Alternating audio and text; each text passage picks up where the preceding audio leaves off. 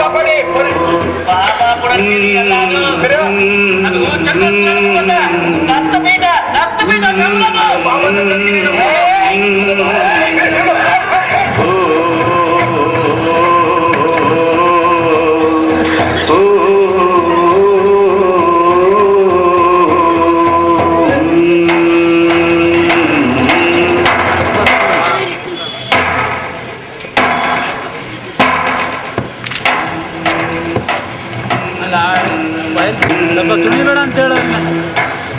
ಭಾರತದ ಇತಿಹಾಸದಲ್ಲಿ ಇಷ್ಟೊಂದು ಕೋಮುಗಲಭೆ ಅಂತ ಹಿಂದೆಂದೂ ಕಂಡಿರಲಿಲ್ಲ. ಇದಕ್ಕೆ ಕಾರಣಕರ್ತರಾದವರನ್ನು ಹಿಡಿದು ಬಂಧಿಸಿ ಅವರ ಮೇಲೆ ಸೂಕ್ತ ಕ್ರಮ ಕೈಗೊಳ್ಳುವುದು. ನಮ್ಮ ದೇಶ ಶಾಂತಿ ನೆಮ್ಮದಿಗೆ ಹೆಸರುವಾಸಿಯಾದಂತಹ ನಮ್ಮಲ್ಲಿ ಏನೇ ಸಮಸ್ಯೆಗಳಿದ್ದರೂ ಅದನ್ನ ನಾವು ಬಗೆಹರಿಸಿಕೊಳ್ಳೋಣ. ನಮ್ಮಿಂದ ಸಾಧ್ಯವಾಗಲಿಲ್ಲ, ನ್ಯಾಯಾಲಯದ ಮೊರೆ ಹೋಗೋಣ.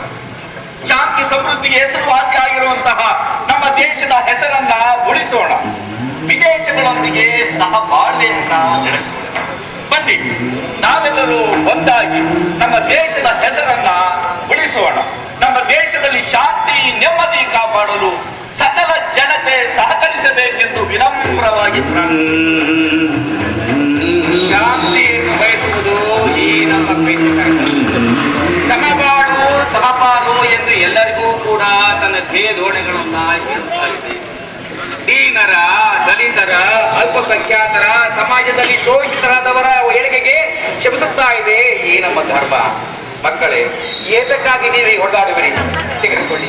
ಈ ಹೊಡೆದಾಟದಿಂದ ಏನೂ ಪ್ರಯೋಜನವಿಲ್ಲ.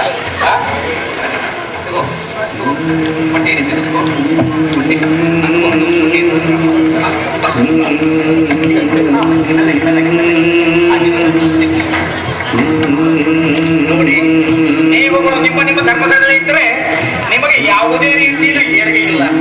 ಅಸ್ಪೃಶ್ಯತೆ ಎಂಬುದು ನಿಮ್ಮ ಧರ್ಮಗಳಲ್ಲಿ ತುಂಬಿ ತುಳುಕಾಡುತ್ತಿದೆ.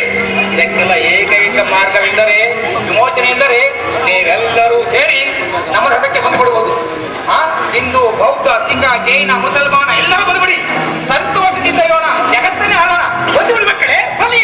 ಹೇಳಿ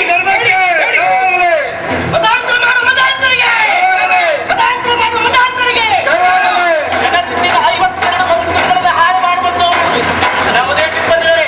ನಮ್ಮ ಧರ್ಮ ಸಂಸ್ಕೃತಿ ಬಂದಿದ್ದಾರೆ.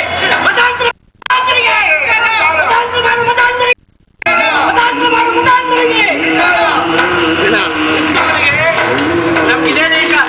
ಮುಸಲ್ಮಾನರಿಗೆ, ಕ್ರಿಶ್ಚಿಯನ್ರಿಗೆ 3 ದೇಶಗಳಿದೆ. ಹೀಗೆ ಮತಾಂತರ ಆಗೋದ್ರೆ ಹಿಂದೂಗಳ ಕಥೆಯನ್ನು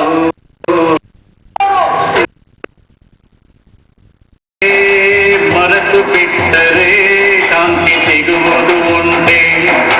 ಓ ಮಾನವ ಕೋಟೆ ಮುರಿದೋದನು, ಓ ಮಾನವ ಕೋಟೆ ಮುರಿದೋದನು. ಈ ದೇಶದ ಈ ಮಣ್ಣಿನ ನೀರು ಹುಟ್ಟಿದ ನೀ ಮಟ್ಟಿದ ಮಾತೃ ಸಂಸ್ಕೃತಿಗೆ ಇದು ಶೋಭೆಯೂ ಅಲ್ಲ, ಇದು ಶೋಭೆಯೂ ಅಲ್ಲ, ಇದು ಘನತೆಯೂ ಅಲ್ಲ.